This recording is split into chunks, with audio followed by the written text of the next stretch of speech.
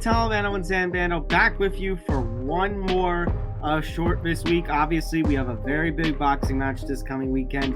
The IBF Heavyweight Championship is going to be on the line as Anthony Joshua, AJ, looks to regain one of the heavyweight championships that he lost some time ago. And he's going to be taking on Daniel Dubois in a highly anticipated fight out in Wembley.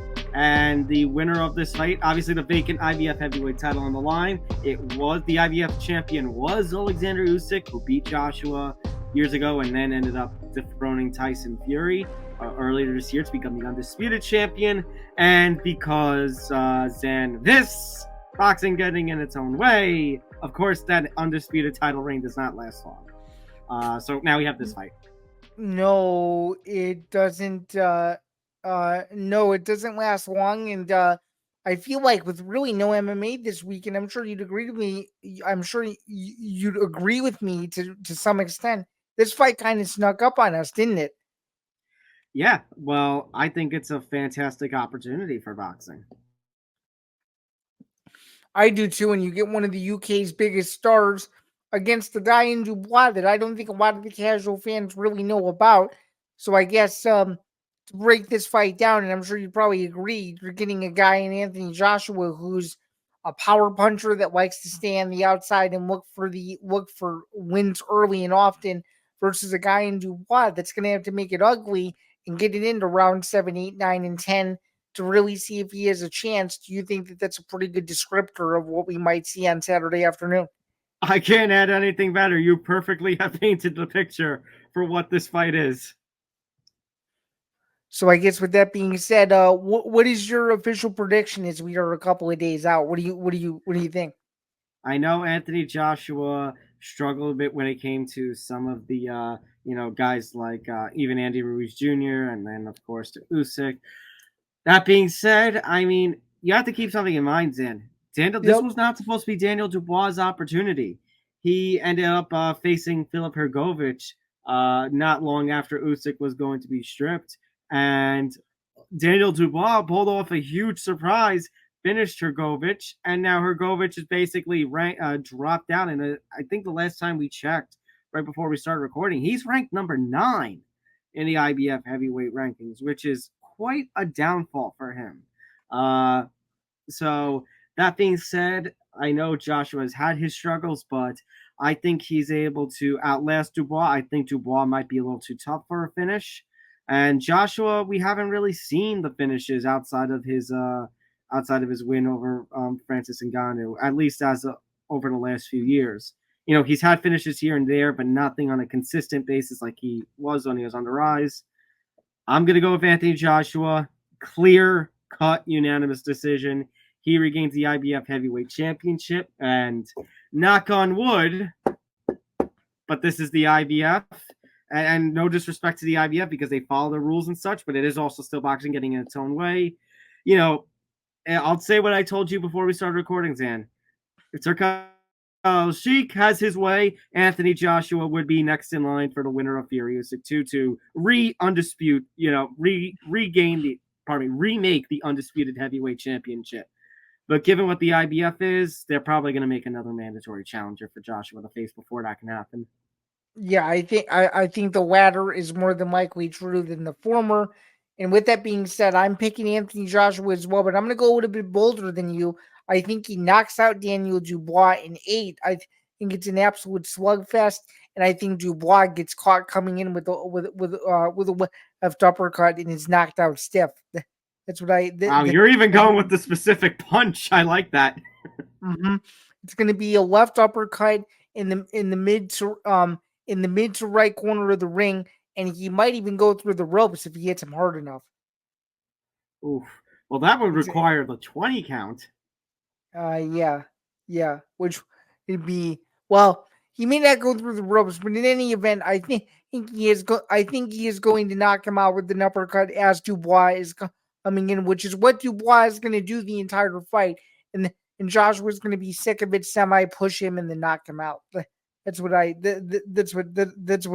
think. He's going to knock him out of pure frustration and anger. That's what I think. All right. If you had to, let's go with both of us. They're saying that Joshua is going to win this fight. Okay. Who do you think, if we're both in agreement that there's going to be a mandatory, who do you think that's going to be? And then, would the picture at that point be clear? And hopefully, it's not too late that another sanctioning body tries to do something, or maybe Turk Al-Sheikh can work his magic, and then. Do you see Joshua getting past that mandatory challenger to fight the Fury Usyk 2 winner? Well, let's just hope Joshua doesn't have to fight a mandatory challenger considering what he's done That's in the true. sport. That's number one. But if he does have to fight a mandatory challenger, um, Zali Zhang, to me, after what he did against Deontay Wilder a couple months ago, to me seems like that would make the most sense. It does, but at the same time, why do I see the IBF maybe giving him a little easier kind of fight?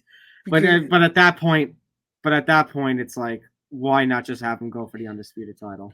that's what I think too. Because we were talking off the air. If you give him a mandatory challenger that no one's ever heard of, what are you doing? You're only selling what, a couple of tickets, in arena that's only going to be suited for the Joshua fan base more than likely. And number three, you're going to be selling a pay per view where they don't even care how many people buy it, just as long as it's somehow accessible to only the people who need to see it, and then that's really about it. That's the that's the big Right. issue that's the big issue that I have, and this is something that I would agree with Dana on with this, is when he says that boxing is going out of business still, he's basically right. Because if you look at some of these fights, especially with the Canelo Berlanga fight this past weekend, Tom, let's be honest, that fight didn't need to happen. We didn't need No, to see that. no, and Turka El-Sheikh, I know he and Canelo have had words, but I mean that was an easy walkover win, and honestly, that Canelo card was not worth the price tag. No, it was not worth the price tag, and I heavily regret paying for it, even though I did get an event T-shirt out of it, so that's pretty cool. But outside of that, that card was not worth 130 combined dollars, and I just told myself that I'm never making that mistake again. And as long as the pay-per-view is on PPV.com, and if it's between $20 and $70, I'm good. But if it's anything above $70 moving forward, I probably won't pull the trigger. Especially if the card is going to drag on like Canelo if that card lasted for over 4 hours when it didn't need to. So Right, and it didn't help that the Sphere card dragged as well. But I mean, this card, San Joshua Dubois, is actually for a pretty cheap ticket in terms of a pay per view price, and considering that there's no MMA outside of the PFL Meta card on Friday, I think this is a fantastic, cheap get for some a cheap, nice, what's it? Oh, that this is steel basically. yeah, it's a steal, and you're getting a heavyweight title fight, which has primarily been a premium ticket of sorts on Yep, pay per view for an inexpensive margin, which in 2024, given how much people talk about inflation and stuff, is actually quite pleasantly a surprise. absolutely. All right. Enjoy the fight this weekend. I'm Tom Albano. That's Zain Bando. Thank you for tuning into all our shorts this week. We will be with you on episode 99 this coming week to recap Joshua versus Dubois and preview all the action next week with the UFC over in Paris and PFL Europe having its playoffs. Yeah, exactly. Those two events. Any other news and notes that come up in the remainder of the week that we're away, and so much more. So stay tuned. We're so close to 100, but before we do that, it's got to be episode 99. So stay tuned for episode 99. A week from now, and we will see you all soon. And from there, it's gonna be a marathon, not a sprint. Is there's gonna be a UFC event every weekend through Thanksgiving. So Yep. All right, everyone. Take care.